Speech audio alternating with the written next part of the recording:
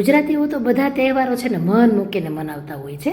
તો જો જુવારની ધાણી છે, ખાસ કરીને જુવારની ધાણીનો તો કોઈ સ્વાદ જ ન હોય. મકાઈની ધાણી તો ક્યાંક તમને થોડીક સ્વાદમાં લાગશે, પરંતુ જુવારની ધાણી તો બિલકુલ સ્વાદમાં ન લાગે. તો એ માટે એક સરસ મજાનો આજે આપણે ચેવડો બનાવીશું કે જેનો સ્વાદ એટલો સરસ છે ને કે તમે રેગ્યુલર બનાવતા થઈ જશો.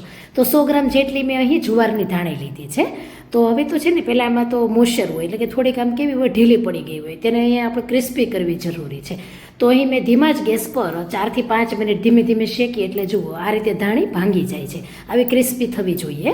જ્યારે આવી ક્રિસ્પી થઈ જાય અને થોડીક ભૂકો જેવી થઈ જાય એટલે આપણે તેને બીજા વાસણમાં લઈ લેશું. પછી સાથે મમરાનો પણ ઉપયોગ કરવો છે. તો ધાણી મમરાનો ચેવડો બનાવવો છે, એટલે 100 ગ્રામ ધાણી હતી તો એની સામે મેં 80 ગ્રામ જેટલા મમરા લીધા છે. તો એને પણ આપણે થોડી વાર માટે શેકી લેવાનું છે. મમરા એકદમ પતલા હોય છે, તો એને શેકતા વાર નહીં લાગે. અહીં 3 જ મિનિટ જેટલો ટાઈમ થયો છે અને મમરા જુઓ કે સેજ આપણે દબાવીએ એટલે એકદમ સરસ ભૂકો થઈ જાય છે. આવો જ્યારે ભૂકો થવા લાગે ત્યારે ગેસની ફ્લેમ બંધ કરી ધાણી સાથે જ તેને ઉમેરી દેશું. તો બહુ સરસ આ ચેવડો થાય છે. હવે તો પહેલાં છે ને ધાણી અને મમરાને પહેલાં આ રીતે મિક્સ કરી દેવાના છે. તો આગળ જતાં જ્યારે આપણે ચેવડો બનાવીએ ત્યારે બધું એક સરખું તેમાં મિક્સ થશે. ત્યાર પછી જુઓ લીમડો લીધો છે. તો લીમડાની ફ્લેવર તો આપણને ખબર છે, કોઈ પણ ચેવડામાં તમે લીમડો ઉમેરો ને બહુ સરસ સ્વાદ આવે. તો અહીં મેં 3 ડાળખી લીમડો લીધો છે અને તેને જુઓ આપણે જ્યારે તેલમાં નાખીએ ને ત્યારે ખાસ સાચવીને નાખવાનું, કેમ કે તેમાં લીલો છે એટલે છાંટા ઉડે. થોડુંક તળાઈને ક્રિસ્પી કરી લેવાનું છે. તો તેને એક પ્લેટમાં લેતા જઈએ. ત્યાર પછી જુઓ તેને સાઈડમાં જ રહેવા દેવાનો છે. અને કલર જોયો તમે કેટલો સરસ આવ્યો છે. હવે 1 કપ પ્રમાણે છે ને મેં ફુદીનાના પાન લીધા છે. તો ક્યારેય આપણે ફુદીનાના પાનનો કોઈ પણ ચેવડામાં ઉપયોગ જોયો જ નથી, પરંતુ એટલે જ તમારી સાથે આજે એક નવીન ચેવડાની રેસીપી શેર કરું છું, જેનો સ્વાદ બહુ સરસ આવશે. હવે ફુદીનો છે ને તેને પણ મેં ક્રિસ્પી કરી લીધો છે. તો આ બધા પાન કેવા હોય, રસવાળા હોય, એટલે જ્યારે તમે તેલમાં ઉમેરો થોડુંક સાચવવાનું, આપણે થોડુંક દૂરથી ઉમેરવાનું એમ. તેને પણ તે જ પ્લેટમાં લેતા જશું. હવે લીલા ધાણા છે, તો આપણને ખબર હોય કે દાળખીવાળા લીલા ધાણા છે અને મોટા છે, એટલે તેને જુઓ મેં 5 ગ્રામ લીધા છે અને આ રીતે થોડાક ટુકડા કરી લીધા છે, એટલે તળવામાં આપણને એકદમ ઇઝી પડે. તો આ રીતે જુઓ છૂટા છૂટા કરી લેશું અને ત્યાર પછી છે ને તેને એ જ તેલમાં સાથે ઉમેરી દઈએ. તો જોઈ શકાય છે કે જેવું તેલમાં નાખીએ એટલે એટલો સરસ ગ્રીન કલર આવી જાય છે. તેને પણ ચમચાની મદદથી હલાવતા જશું અને ક્રિસ્પી કરી લેશું. થોડીક ધાણાની વાર લાગશે, કેમ કે તેની દાંડલી થોડી જાડી હોય છે, તો એને થોડીક વાર લાગશે, પરંતુ ક્રિસ્પી કરી લેવાનું છે. એકદમ બળી ન જાય એનું ખાસ પહેલાં તો ધ્યાન રાખીશું.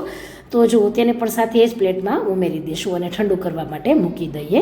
તો તેને સાઈડમાં લઈ લીધું છે. ત્યાર પછી જુઓ 2 તીખા મરચાં લીધા છે. બહુ તીખા નહીં, પરંતુ સ્વાદમાં તો મરચાં તીખા જ જોશે, તો જ ચેવડાનો સ્વાદ આવશે. તો 2 મરચાંના મેં ટુકડા કરી લીધા છે, તેને પણ તેલમાં ઉમેરી દઈશું. હવે મરચાં હોય તો એ પણ થોડાક કેવા હોય છે, થોડા જાડા હોય છે, એટલે એને તળાતા વાર લાગશે. જુઓ થોડી વાર થશે એટલે તમને એમ થશે કે તળાઈ ગયા છે, પરંતુ તેને એકદમ ખખડે ને એવા ક્રિસ્પી કરવાના છે. એનું કારણ છે કે જો તમે એમનેમ જ ઢીલા ઉપયોગ કરશો તો પછી ચેવડો હોય તે કેવો થઈ જાય, ઢીલો પડી જાય. મરચાંને પણ સાથે ઉમેરી દેશું અને આ બધું છે ને એકદમ ઠંડુ થવા માટે સાઈડમાં મૂકી દઈએ. અને એ જ તેલમાં હવે છે ને અડધા કપ પ્રમાણે શિંગદાણા લેશું. હવે શિંગદાણા છે ને એનો ટેસ્ટ ચેવડામાં બહુ સરસ આવે છે, એટલે ચોક્કસ ઉમેરજો.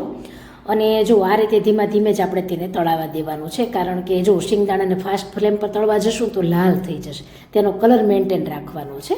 તો થોડા ખખડવા મળે એટલે તરત જ તેને અલગ લઈ લેવાના છે. ત્યાર પછી જે ફુદીનો છે, લીમડો છે, ધાણા એકદમ સરસ ઠંડા થઈ ગયા છે અને તેલ છે ને હજી હુંફાળું ગરમ છે, તો 1 ટેબલ સ્પૂન જેટલું તેલ અહીં ઉમેરી દેવાનું છે. થોડુંક હુંફાળું ગરમ, કે ખબર પડે કે ગરમ છે, બસ. તેને ગ્રાઇન્ડ કરી લઈએ અને સાથે ધાણી મમરામાં ઉમેરી દેવાનું છે. જો વધારે તેલ જોઈએ તો વધારે પણ ઉમેરી શકો, પરંતુ એટલું ઇનફ છે એમ.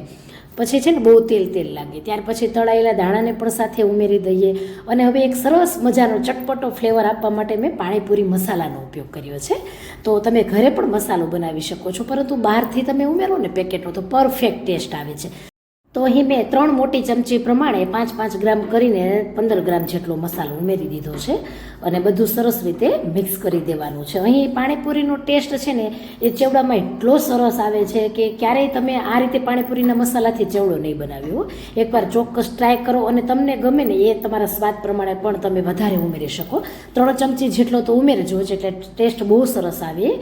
અને જો આ રીતે બધું હળવા હાથે પહેલાં થોડુંક મિક્સ કરી દઈએ, પછી એકદમ સરસ કલર પણ આવી જાય જે લીલી પેસ્ટ આપણે બનાવી છે તેનો અને એક સરખો મસાલો બધામાં લાગે ને એ માટે હળવા હાથે બધા જ ચેવડા ઉપર આ રીતે હળવા હાથે ઘસી લેવાનો છે. તો જોઈ શકાય છે કલર કેટલો સરસ આવ્યો છે અને ટેસ્ટમાં તો કાંઈ ન ઘટે. અને હજી વધારે ટેસ્ટ લાવવા માટે એક હજી હું વધુ વસ્તુ ઉમેરું છું, તો એ છે આલુ સેવ. એકદમ પરફેક્ટ પાણીપુરી જ તમે ખાતા હોય ને એવો ટેસ્ટ લાવવા માટે આલુ સેવ ઉમેરી દેજો.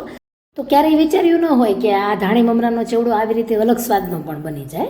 તો બહુ સરસ બને છે, એકદમ મસ્ત એવો ટેંગી ચટપટો ને એવો. અને જો રેસીપી ગમી હોય તો લાઇક કમેન્ટ આપી શેર કરજો. અને જો ચેનલને સબસ્ક્રાઈબ નથી કરી તો સબસ્ક્રાઈબ કરી લેજો, સાથે મારા ફેસબુક પેજને પણ ફોલો કરી લેજો. અને જુઓ એકદમ મસ્ત એવો અહીં મેં ઉછાળીને મિક્સ કરી લીધો છે અને કેટલો સરસ દેખાય છે. જેવો દેખાય છે ને એના કરતાં તો ટેસ્ટ બહુ સરસ છે, બધાને જ ભાવશે, એટલો સરસ ચટપટો છે. અને 1 ચમચી પ્રમાણે છે ને હું અહીં શુગર પાવડર ઉમેરું છું, એટલે કે ખાંડનો પાવડર ઉમેરું છું. એનાથી તો એટલો સરસ સ્વાદ આવવાનો છે કે ખાતા જ રહી જવાનો છો. 1 થી 2 વાટકી ક્યારે પૂરો થઈ જશે ને એ તો ખબર જ નહીં પડે. બહુ સરસ એકદમ મસ્ત ટેસ્ટી બન્યો છે. એકવાર ચોક્કસથી ટ્રાય પણ કરજો, શેર પણ કરજો. અને રેસીપી ગમે ને તો ચેનલને અને મારા પેજને પણ ફોલો કરી લેજો. ફરી મળીશું. આવજો. જય શ્રી કૃષ્ણ.